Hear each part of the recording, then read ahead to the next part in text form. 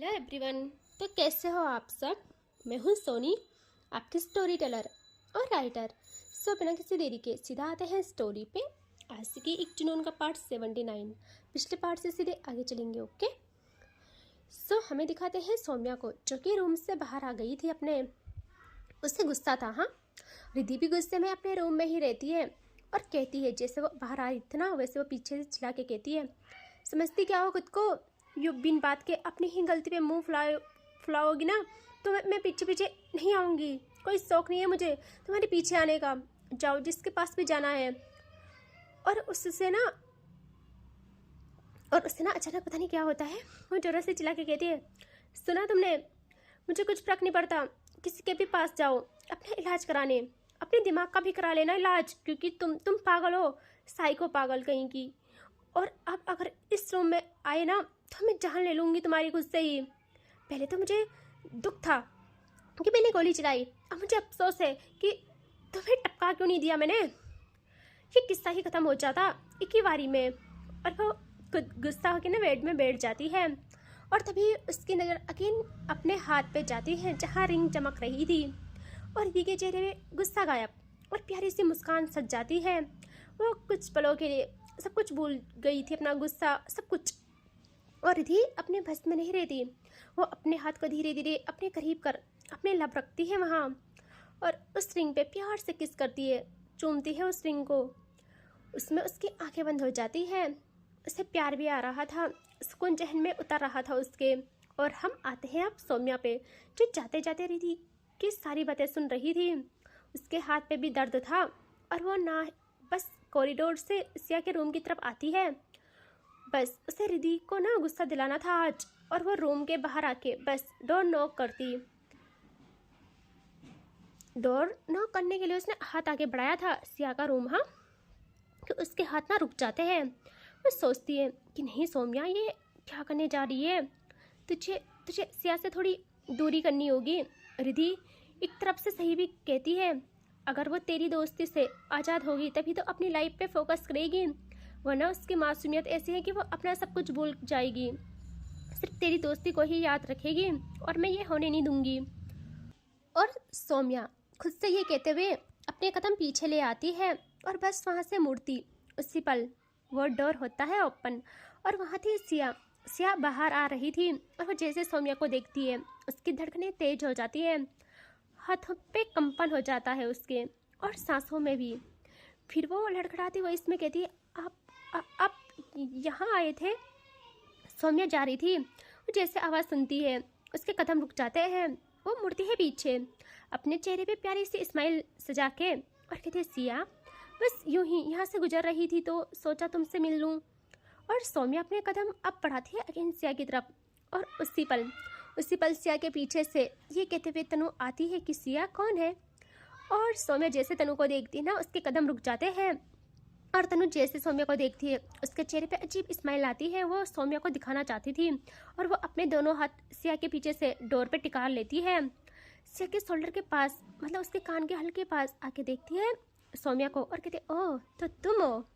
यहाँ सौम्या देखती है सिया को सवाल भरे नजरों से कि ये यहाँ क्या कर रही है। यहाँ सिया ना आज अलग इंसान लग रही थी, मानो वो सिया है ही नहीं, या फिर वो खुद को ऐसा जता रही थी, खुद को बना रही थी जानबूझ के।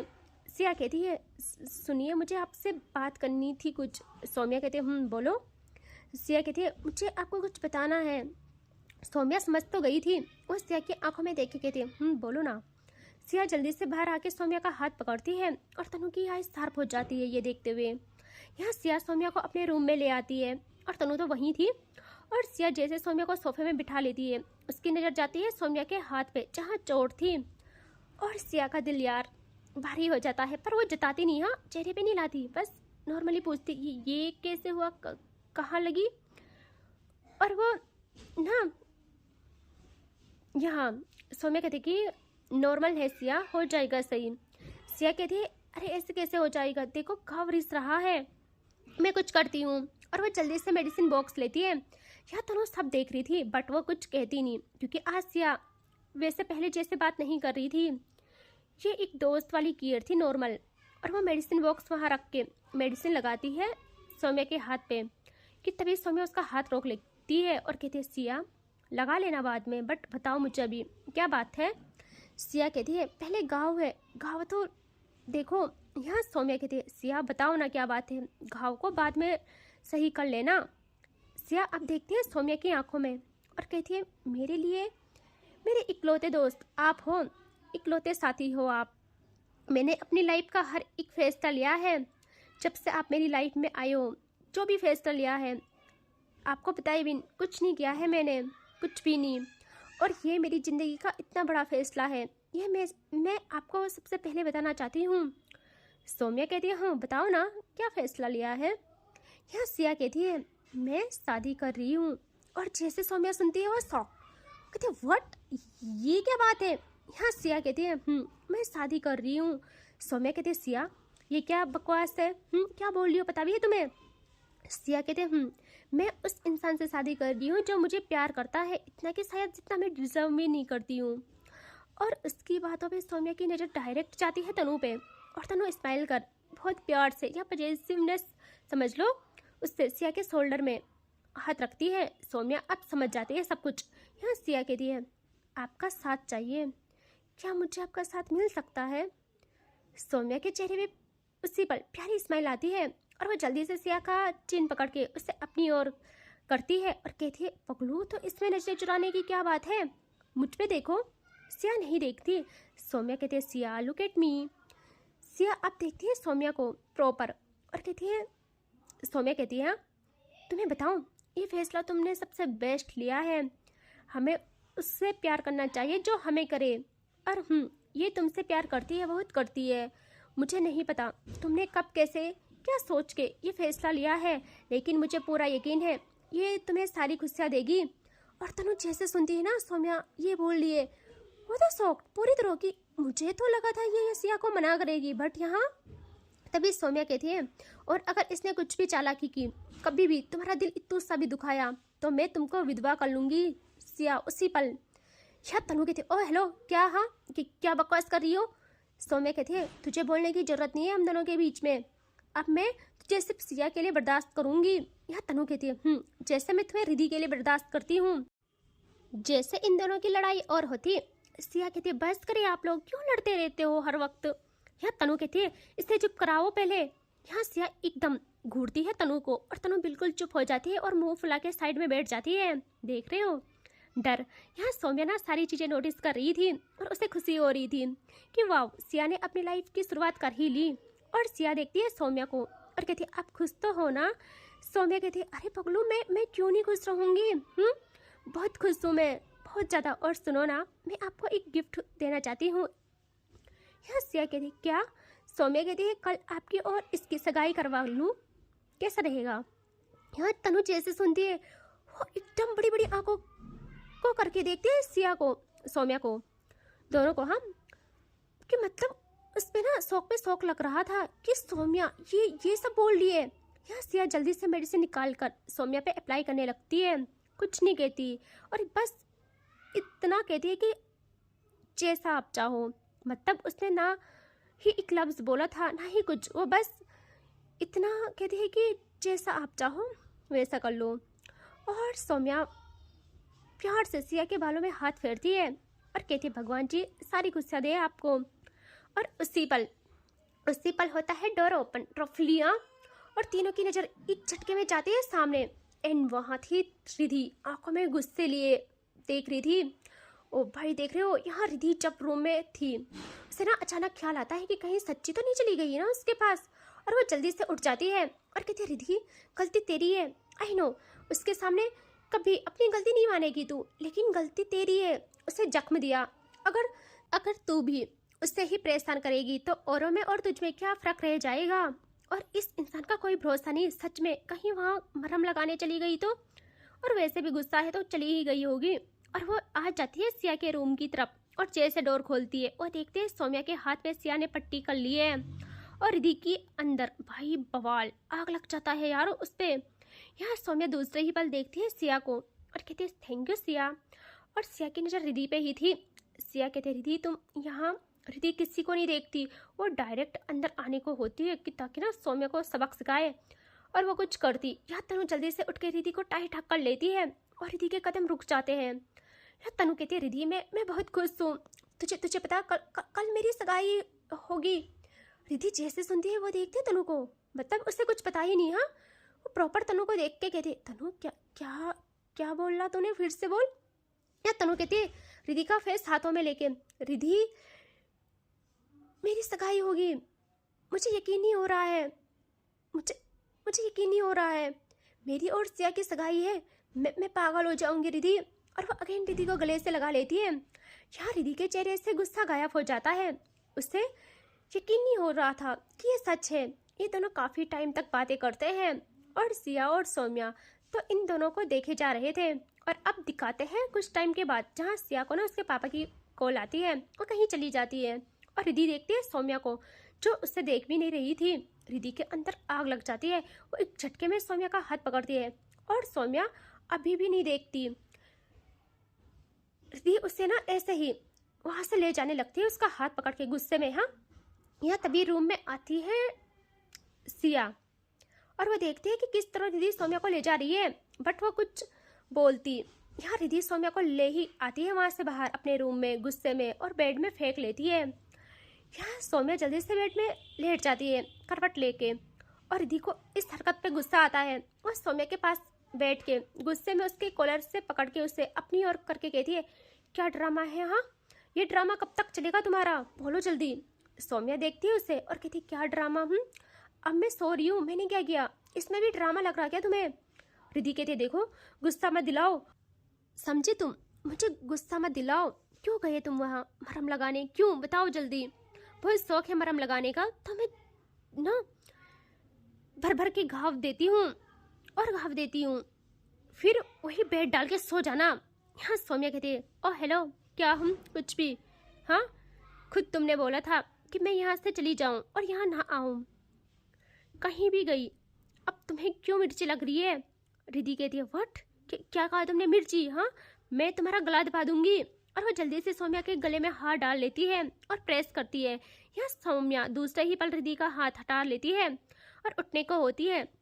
रिधि खुद से उसके कॉलर से उसे पकड़ के फिर से हाँ खुद के करीब करके कहती है, क्या है ये सब, देखो मुझे मनाना नहीं आता, चुपचाप मान जाओ, ये मुंह फुलाना बंद करो।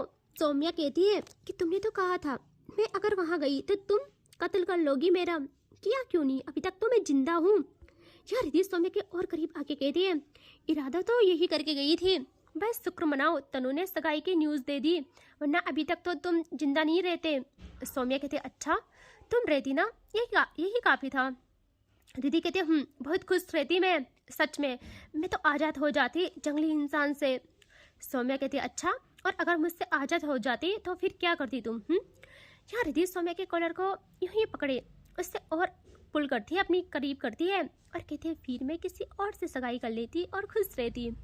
सौम्या जैसे सुनती है ना उससे बहुत गुस्सा आता है।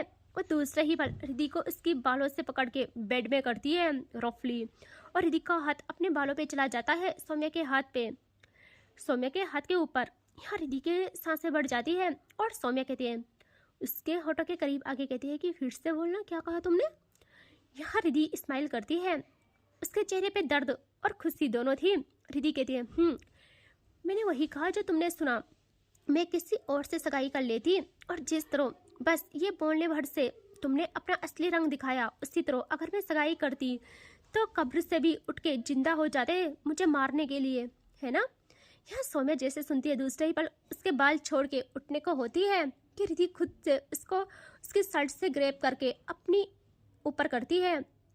भाई देख रहे हो, और आज रिधि ना फुल मूड में थी। यार वो कहती है, क्या हुआ, अब गुस्सा नहीं आ रहा तुम्हें, मारो ना मुझे, बाल पुल करो, यही तो आता है तुम्हें। सौम्या कहती है, मुझे कोई शौक नहीं है ये सब करने का, तुम मुझे मजबूर करती हो, खैर मुझे छोड़ो, मुझे जाने दो, आज़ादी चाहिए ना तुम्हें तो दी आज़ादी, जब तक मेरा मन नहीं है मैं तुम्हारे करीब आना तो दूर देखूंगी भी नहीं तुम पे। यहाँ रिधि कहती है, ओह हेलो, ये बात है, हाँ ऐसे कैसे नहीं देखोगे मुझ पे, तुम रह ही नहीं पाओगे दूर मुझसे, मेरा बस एक मूव और तुम्हारा खेल खत्म। यहाँ सौम्या कहती है, लगी शर्त, कुछ भी कर लो मैं नहीं आऊँगी करीब तुम्हारे, वैसे भी मुझे डील करने जाना है कल सुबह सगाई के बाद। अभी नींद आ गई है, आ रही है, मुझे सोना है, मुझे छोड़ो, मुझे यहाँ से जाने दो। रिद्धि जैसे सुनती है ना वो कहते सोचना भी मत कहीं जाने की, कहीं नहीं जाओगे तुम, अगर गए ना। यहाँ सौम्या कहती है हिम्मत तो रोक के दिखाओ मुझे, अब मैं तुम्हारे इशारे पे नहीं चलूंगी, देखना तुम। रिद्धि कहते ऐसे कैसे नहीं चलोगे, तुम्हारा खानदान भी चलेगा मेरे इशारों पे, और अगर अपनी दादी के कहने पे तुम कल कहीं गए, मुझसे बुरा कोई नहीं होगा। सौम्या कहती है तो रोक के दिखाना मुझे, अगर रुक जाऊं तो कहना। रिद्धि सौम्या का फेस हाथों में लेती है और खुद उसे अपने करीब करते हुए कहती है मैं रोकूंगी और तुम मेरे इशारों पे चलोगे, जो मैं बोलूँ वो करोगे सिर्फ। सौम्या स्माइल करती है मानो वो इग्नोर कर रही हो रिद्धि को। रिद्धि को ना गुस्सा आता है बहुत ज़्यादा इससे कि मुझे इग्नोर। रिद्धि खुद से सौम्या के लबों पे लब रख लेती है और खुद आज किस करती है। भाई इतना प्यार भरा ना, इतना डीप कि सौम्या शॉक्ड। उसके हाथ रिद्धि के अगल बगल थे बेड में और रिद्धि के हाथ सौम्या के फेस को पकड़े हुए, और दोनों की जो किसी थी ना नेक्स्ट लेवल थी यार। लेकिन ज़्यादा फोकस इस पे रिद्धि का था। सौम्या पता नहीं क्यों कैसे खुद को इतना रोक रही थी, जबकि सौम्या रोके खुद को हो ही नहीं सकता था, कभी नहीं यार। यहाँ रिद्धि भाई पूरा डूब गई थी इस फीलिंग्स में, पूरी तरह डूब चुकी थी यार। कंट्रोल वो सौम्या के होठों पे इस तरह जुनून रखती है, इश्क रखती है अपना, कि खुद को सौम्या कुछ सौंप लेती है। एंड ये चीज़ ना सौम्या भी यकीन नहीं कर पाती कि ये रिद्धि है, मेरी रिद्धि है। सौम्या जब फील करती है रिद्धि पागल हो चुकी थी पूरी तरह, वो आंखें बंद किए कंटिन्यू रखे जा रही थी अपने काम को। उसकी कमर एरिया मूव करने लग गई थी भाई इतना ज़्यादा, और सौम्या के अंदर अजीब सी हलचल पैदा कर रहा था ये सब। सबको पता है सौम्या नहीं रोकती खुद को, बट इस बारी वो कैसे रोक रही थी हमें भी नहीं पता। बट सौम्या ना थोड़ा गुस्सा था, उसको दादी पे शक किया इसलिए, और शक के चलते मुझे भी नहीं देखा, गोली चला दी, ऐसे कैसे, उसे इस बात का गुस्सा था, तो वो साथ नहीं देती। रिद्धि पूरी तो इस चीज़ से फ्रस्ट्रेट हो जाती है और बिना ब्रेक करे खुद सौम्या का एक हाथ पकड़ लेती है। भाई देख रहे हो, पकड़ के लगा लेती है। ओ भाई क्या था ये, और सौम्या जैसे टच करती है, मतलब आप समझ नहीं सकते कितनी बरसात हो चुकी थी। समझ रहे हो ना बरसात किसे कहते हैं। सौम्या की आंखें बंद हो जाती है और खुद को जितनी उसमें एनर्जी थी ना वो खुद को संभाल लेती है, सारी एनर्जी जुटा के, हिम्मत जुटा के, और दूसरे ही पल एकदम हाथ हटा के ब्रेक करके बेड से उठ जाती है। और रिद्धि वहीं बेड में पड़ी सॉफ्ट, बिखरे बाल, बिखरे हाल, बेकाबू धड़कन, तेज सांसें और आंखों में गुस्सा, ऐसा गुस्सा कि बस सौम्या को जान से मार दे। रिद्धि देखती है सौम्या पे, और सौम्या उसके सामने ही अपनी जेब से हैंकी निकालती है और रिद्धि की आंखों में देखते हुए अपने हैंड क्लीन करने लगती है। भाई देख रहे हो, और रिद्धि जैसे ये देखती है उसे बहुत गुस्सा आता है कि तुम्हारी इतनी हिम्मत। यहाँ सौम्या जैसे क्लीन करती है, उस हैंकी को अपने पास ले आती है, हल्का स्मेल करती है और उस हैंकी को रिद्धि के बगल फेंक लेती है। भाई देख रहे हो, ओ भाई रिद्धि उसी पर पूरा सर टिका लेती है पिलो में, और सौम्या स्मेल कर वहाँ से वॉशरूम की तरफ जाने लगती है। यहाँ रिद्धि कहती है ऐसे ही, अब तुम देखना बहुत गुस्सा है ना तुम्हें, जो तुमने इस तरह हरकत की है, जो तुमने इस तरह हरकत की। मैंने भी तुम्हें अपने इशारों में ना नचाया, मेरा नाम रिद्धि नहीं, और अगर मेरे करीब आए अब से और मैंने तुम्हें खुद पे जीत हासिल करने दी तो भी मेरा नाम बदल लेना तुम। और सौम्या आ जाती है वॉशरूम में बहुत टाइम के बाद। जब वो बाहर आती है तो देखती है रिद्धि को जो कि सो गई थी। सौम्या स्माइल करती है और पास आके साइड में रखे लैंप को ऑफ कर लेती है, और रिद्धि को नशा भी था मेडिसिन का और थकान भी, तो वो सो गई थी। उसने ना बदले लेने की भावनाएं अपने दिल में दबा के सो गई थी वो, और नेक्स्ट डे पे छोड़ दिया था उसने कि दूसरे दिन बताती हूँ मैं तुम्हें सौम्या। और सौम्या उसके करीब आके अच्छे से ब्लैंकेट लेती है और उसी के पास सो जाती है। उससे दूर थी लेकिन पास में ही सो जाती है। और सब कल देखते हैं रिद्धि कैसे सौम्या को अपने इशारों पे नचाती है, और इसके आगे देखेंगे नेक्स्ट पार्ट में। ठीक है, टेक केयर, बाय बाय।